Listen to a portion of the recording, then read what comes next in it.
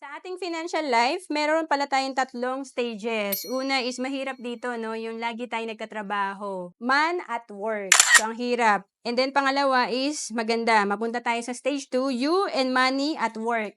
Ibig sabihin, bukod sa nagtatrabaho ka, may investment ka rin na nagtatrabaho para sa'yo or money working for you. And of course, maganda mapunta tayo sa money at work.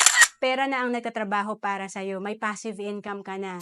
Kaya nga sa sample natin, kahit na 200 pesos per day ang iniipon mo, ito ay after 30 years, natuto ka mag-invest, meron kang projected fund na 20 million after 30 years. And of course, kung naghahanap ka ng pwede mong simulan sa investment, pwede ka dito sa Kaiser kasi tatlo na yung meron ka. Dito meron kang healthcare, life insurance, at investment. At 7 years ka lang mag-iipon sa Kaiser. Kung bata ka pa, pwede ka pa sa 2,647 per month.